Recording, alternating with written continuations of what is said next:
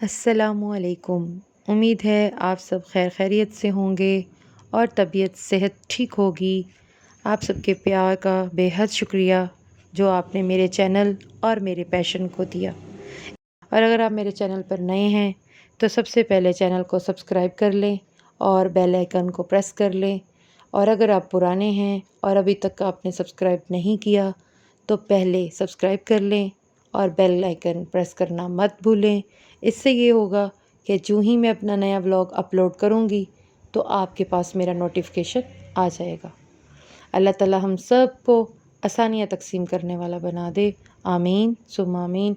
चलें जी, चलते हैं हम आज के अपने व्लॉग की तरफ। ए हमारे अल्लाह ताला, हमेशा अपनी रहमत के साए में रखना, हमेशा अपनी मोहब्बत की निगाहों से देखना, हमारे गुनाहों को माफ़ फरमा। मेरे मौला, मेरे अल्लाह ताला, कभी भी किसी भी हालात में, मुश्किलों में, परेशानियों में, खुशियों में, राहतों में कभी भी अकेला मत छोड़ना। आमीन।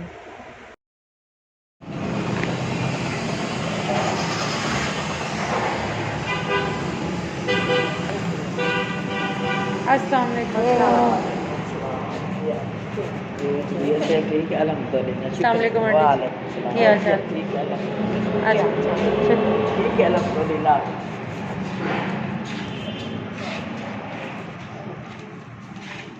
अस्सलाम वालेकुम बच्चा, क्या हाल है? अल्लाह ताला आपको सेहत देगा। ठीक है। अच्छा, हाले नाली लगी हुई है।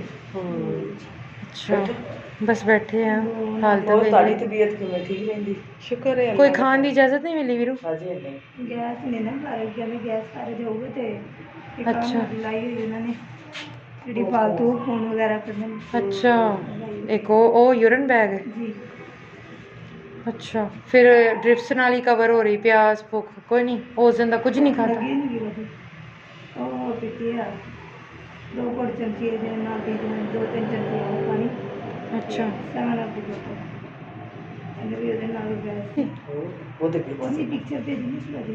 ਮੈਨੂੰ ਨਹੀਂ ਪਤਾ ਚੱਲਿਆ ਮੈਂ ਤਾਂ ਵੈਸੇ ਤਰੋ ਨਹੀਂ। ਨਾ ਜਿਹੜੀ ਗਲੀ ਪਈ ਸੀ ਹਾਂ, ਉਹ ਤਾਂ ਉਹਨਾਂ ਨੇ ਆਖਿਆ ਜਿੰਨੀ ਜਲਦੀ ਹੋਣੀ ਤਾਂ ਜ਼ਹਿਰ ਫੈਲ ਜਾਏਗੀ। ਜ਼ਹਿਰ ਫੈਲ ਰਹੀ ਸੀ ਉਹ ਤਾਂ ਇਹ ਤਾਂ ਦੱਸਿਆ ਹੀ ਨਹੀਂ। ਉਹ ਤਾਂ ਅੱਜ ਉਡੀ ਕੁੜੀ ਕਲੇਜੀ ਨਹੀਂ ਹੁੰਦੀ, ਕਲੇਜੀ ਤਾਂ ਖਾ ਲਈ ਸੀ ਇੰਨੀ ਜਿਹੜੀ ਵੱਖਰੀ ਕਰੀ ਸਾਨੂੰ ਅੱਖਾਂ ਨਾਲ ਸਾਨੂੰ ਦਿਖਾਈ। ਬੱਚੇ ਆਏ ਸੀ, ਮਿਲ ਗਏ। अलग सी यार ਦੇ नीचे अच्छा, अम्मा से बहुत टेस्ट नमाज पढ़ के तेरे वास्ते दुआ होंगी।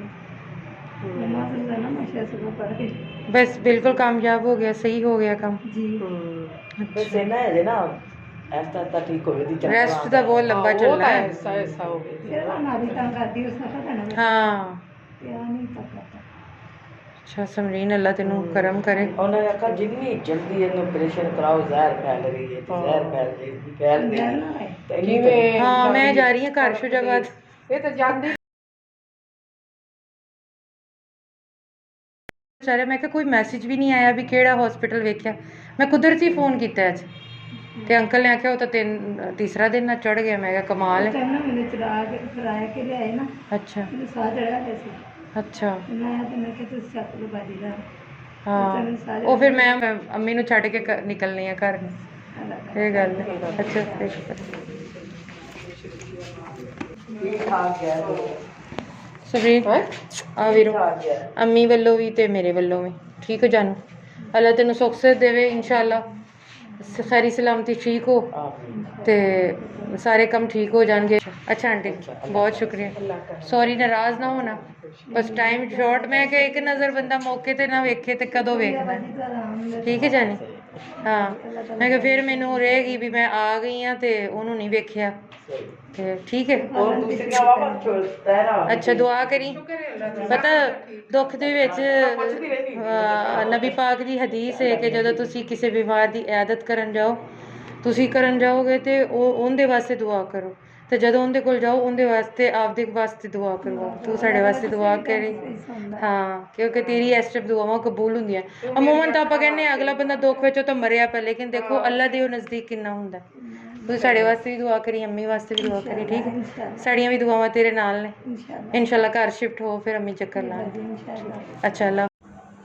یا اللہ، جو پریشان حال ہیں اور اپنی پریشانیوں کو کسی سے بیان نہیں کرنا چاہتے، ان کی پریشانیوں کو دور فرما دیجئے۔ اے اللہ تعالیٰ، تو اپنے نیک بندوں کو جو دیا کرتا ہے وہ ہم سب کو عطا فرما دے۔ آمین ثم آمین۔